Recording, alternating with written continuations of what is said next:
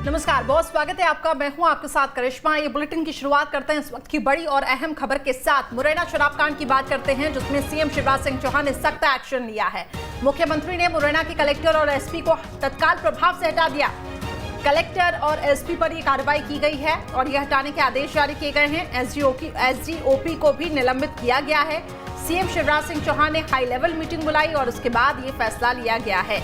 ACS home, दो ADG स्तर के अधिकारी अब मुरैना जाएंगे। मुरैना जाकर पूरे मामले की जांच करेंगे। तो शराब कांड पर सीएम शिवराज सिंह चौहान सख्त नजर आ रहे हैं और एसीएस होम, 2 एडीजी स्तर के अधिकारी अब मुरैना जाएंगे, पूरे मामले की जांच करेंगे। और आज ही ये तीनों अधिकारी मुरैना जाएंगे और एक बड़ी कार्रवाई हाई लेवल मीटिंग के बाद की गई है, जिसमें कलेक्टर और एसपी को हटा दिया गया है। तो इस पूरे मामले की जांच के आदेश जारी कर दिए गए हैं। तो मध्य प्रदेश के मुरैना में शराब मौत का तांडव मचा रहा। जहरीली शराब में अब तक 20 लोगों की जिंदगी निकल गई। अस्पताल में भर्ती कई लोगों की जान अभी भी खतरे में है। मृतकों के घर मातम पसरा हुआ है। तो सरकार और प्रशासन में भी अब हड़कंप मच गया है। ऐसे में सवाल यह है कि आखिर कब थमेगा जहरीली शराब से मौत का सिलसिला। इस रिपोर्ट में देखिए। लगातार बढ़ रही मृतकों की संख्या, सरकार ने घोषित किया आरोपियों पर इनाम। इतने बड़े कांड का असल जिम्मेदार कौन? मध्य प्रदेश के मुरैना में हुए जहरीली शराब के कांड ने पूरे प्रदेश को हिलाकर रख दिया है। जहरीली शराब पीने से हुई मौतों का आंकड़ा लगातार बढ़ता जा रहा है। अब तक 20 लोग जहरीली शराब पीने से अपनी जान गंवा चुके हैं। अस्पताल में जिंदगी और मौत से जूझ रहे कई और लोगों की हालत भी गंभीर बनी हुई है। मौत के तांडव का ये सिलसिला कहाँ थमेगा, ये भी शायद कोई नहीं जानता। मुरैना शराब कांड पर अब सरकार भी हरकत में है। मुख्यमंत्री शिवराज ने बुलाई अहम बैठक। गृह मंत्री, डीजीपी समेत कई वरिष्ठ अधिकारी हुए शामिल। सीएम आवास पर बुलाई गई बैठक में अवैध शराब के मुद्दे से जुड़े कई अहम फैसले भी लिए गए। जहरीली शराब से हुई मौतों के मामले में सरकार और प्रशासन की कार्यशैली सवालों के घेरे में है। इस मामले में अभी तक जहरीली शराब से हुई मौतों के मामले में बागचीनी पुलिस ने केस दर्ज किया। नामजद 7 आरोपियों के खिलाफ केस दर्ज। पुलिस ने आरोपियों का सुराग देने वालों पर घोषित किया इनाम। आरोपियों का सुराग देने वालों को मिलेगा 10-10 हजार रुपए का इनाम। इस मामले में अब तक 2 लोगों को सस्पेंड किया गया। टीआई और आबकारी अधिकारी को सस्पेंड किया गया है। अब तक जिन लोगों की जहरीली शराब पीने से मौत हुई है, उनमें बहावली के 3 लोगों की मौत, सबसे ज्यादा मानपुर के 14 लोगों की मौत, थाना सिविल लाइन क्षेत्र के 3 लोगों की मौत हुई। शराब कांड के बाद मृतकों के परिवार में मातम पसरा है। मृतकों के परिजन सरकार और प्रशासन की कार्यशैली को भी कटघरे में खड़ा कर रहे हैं। वहीं इस मामले पर सियासत भी जमकर हो रही है। कांग्रेस ने इस मुद्दे पर एक जांच टीम गठित की है, जो मृतकों के परिजनों से मुलाकात करेगी और अपनी रिपोर्ट पीसीसी को सौंपेगी। Team news state. इस खबर पर अधिक अपडेट्स के लिए मेरे सहयोगी विनोद ग्वालियर से जुड़ चुके हैं, साथ ही शुभम मेरे साथ भोपाल से जुड़े हुए हैं। सबसे पहले शुभम, आपकी ओर रुख करूंगी। एक हाई लेवल मीटिंग हुई जिसपे तत्काल प्रभाव से एसपी और उसके साथ ही कलेक्टर पर कार्रवाई करने के निर्देश सीएम शिवराज सिंह चौहान ने दिए। इसके बाद ये बताएं कि सरकार की आगे की रणनीति क्या है, एक्शन प्लान क्या है, किस तरीके से इस शराब कांड को, इसकी बिक्री को आगे रोका जाएगा।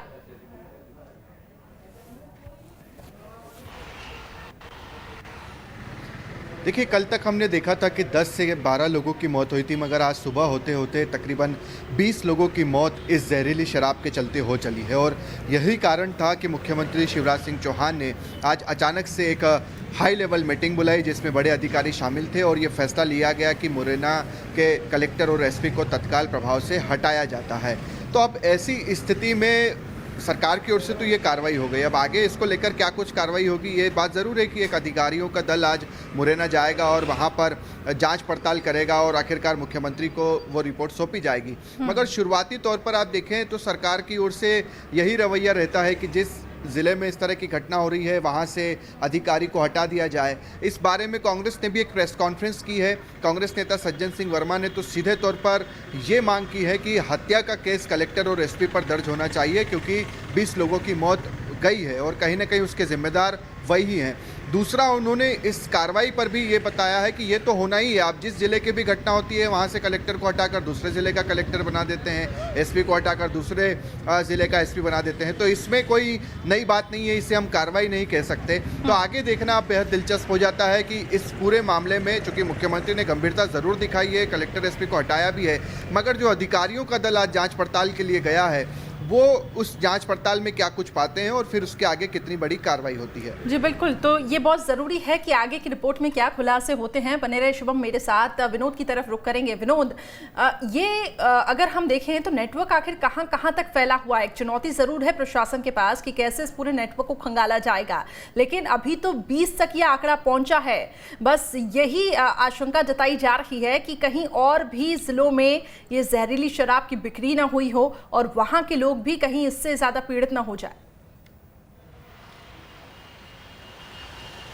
बिल्कुल सही सवाल है करिश्मा। मैं बता दूं, जिस तरह से मुरैना से जहरीली शराब का ये मामला सामने आया है, उसका नेटवर्क दूसरे और जिलों में भी हो सकते हैं। अब ये पूरा जांच का विषय है, क्योंकि जिस तरह से छेरा एक गांव है जहां बड़ी मात्रा में नकली शराब का अवैध कारोबार होता था और उस गांव से आसपास के गांव में ये शराब पहुंचती थी। उन गांव में विसंगपुर है, सुमावली है और मानपुर है, जहां सबसे ज़्यादा लोगों की मौत हुई है। तो कहीं ना कहीं ये पूरा नेटवर्क दूसरे और इलाकों से जुड़ा हुआ है। पास में ही धौलपुर की सीमा है, राजस्थान लगा हुआ है। थोड़ा और आगे चले जाएंगे तो मुरैना से आगे जौरा सबलगढ़ होते हुए आप दूसरे राज्यों में प्रवेश कर जाएंगे। तो कहीं ना कहीं ये पूरा अवैध शराब का जो कारोबार है वो निश्चित रूप से दूर तक फैला हुआ है। और इसमें केवल गांव के लोग ही नहीं, बल्कि स्थानीय पुलिस अधिकारियों से लेकर आबकारी विभाग के अधिकारी भी जुड़े हुए हैं। उनकी साठगांठ से पूरा अवैध कारोबार चलता है। सवाल इसलिए खड़े होते हैं कि जब छोटी छोटी एंटी माफिया अभियान को लेकर आप कार्रवाई करते हैं तो लंबे समय से अवैध शराब का जहरीला कारोबार चल रहा है, उसे आप रोक क्यों नहीं पाए? अब ये कार्रवाई हुई है जब 20 लोगों की मौत हो चुकी है, जबकि उस इलाके के लोग, उस गांव के लोग और वहां के स्थानीय निवासी सालों से ये बात कहते रहे हैं कि यहाँ शराब का अवैध कारोबार होता है। किरानों की दुकान पर शराब मिलती है, पीने का पानी आपको भले ही ना मिले, लेकिन मांगने पर शराब की पाउच आपको जरूर मिल जाएगी। तो ये कहीं ना कहीं पूरा एक नेटवर्क है जो पुलिस की साठगांठ से चल रहा था और इसको रोका नहीं गया। वजह यह हुई कि इसकी घटना 20 लोगों को बलि चढ़ा ले गई। बिल्कुल विनोद, ये आपने एक बहुत ही सही सवाल और महत्वपूर्ण सवाल उठाया है। शुभम, मैं इसी सवाल के साथ आपके पास आऊंगी। विनोद का ये कहना है कि स्थानीय निवासी बार बार ये कहते रहे कि जहरीली शराब की बिक्री हो रही है, लेकिन क्योंकि पुलिस की साठगांठ थी इसलिए कार्रवाई नहीं हुई। ऐसे तो सरकार काफी सख्त रवैया अपनाई हुई है, एंटी माफिया अभियान चल रहा है, मिलावटखोरों के खिलाफ अभियान चल रहा है, और ऐसे में जब 20 जिंदगियां चली गई और उसके बाद ये सख्ती दिखाई जा रही है तो पुलिस अधिकारियों पर भी ये कार्रवाई होनी चाहिए।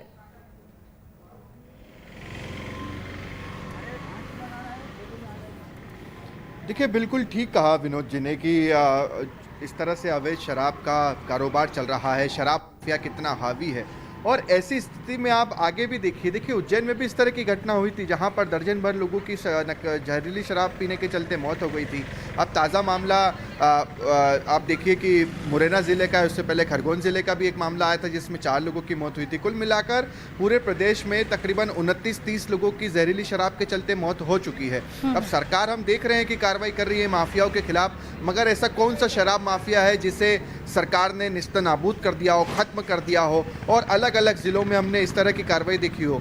एक कार्रवाई जरूर हुई थी, इसमें कोई दो राय नहीं है कि 70 करोड़ रुपए का ड्रग्स इंदौर में पकड़ा गया था और देश भर में अब तक की सबसे बड़ी ये कार्रवाई थी, क्योंकि हमने अभी तक 70 लाख, 1 करोड़, 2 करोड़ तक का सुना था, मगर कभी नहीं सुना कि 70 करोड़ रुपए का ड्रग्स पकड़ा गया हो। तो इस तरह के जो माफिया है, ड्रग माफिया, शराब माफिया, इस पर जरूर सरकार को कार्रवाई करने की जरूरत है। अब आगे देखना होगा कि इतनी बड़ी घटना के बाद भी सरकार इससे सबक लेती है या नहीं लेती है, क्योंकि उज्जैन की घटना के बाद भी यही हुआ था, अधिकारियों को हटाया गया था, इधर से उधर शिफ्ट किया गया था, मगर अब जब 20 लोगों की मौत हो चुकी है, सरकार कितनी बड़ी, और इस मामले में भी कौन से आरोपी है? देखिए, अगर यहां से बात निकल कर आ रही है कि पुलिस की साठगांठ थी, अब पुलिस की साठगांठ है तो जाहिर सी बात है अधिकारी भी इसमें शामिल होंगे, आबकारी विभाग के भी लोग शामिल होंगे, और जो शराब माफिया है वो तो शामिल है ही। तो ऐसे में इन तमाम लोगों पर कितनी बड़ी कार्रवाई होती है ये देखना बेहद दिलचस्प होगा। जी बिल्कुल, नकेल कसना यहाँ पे बहुत ज्यादा जरूरी है। विनोद, आपके पास आऊंगी। अभी तक ये आंकड़ा 20 तक पहुंचा है और ऐसा ना हो कि अभी और भी इसकी तादाद बढ़ जाएगा, ऐसी आपको आशंका वहां पे मिल रही है कि ये संख्या और ज्यादा बढ़ सकती है? और पीड़ित परिवारों की अभी हालत के बारे में बताएं, और सरकार ने क्या कुछ मुआवजे का ऐलान किया है? कुछ ऐसी कुछ खबरें सामने आई हैं?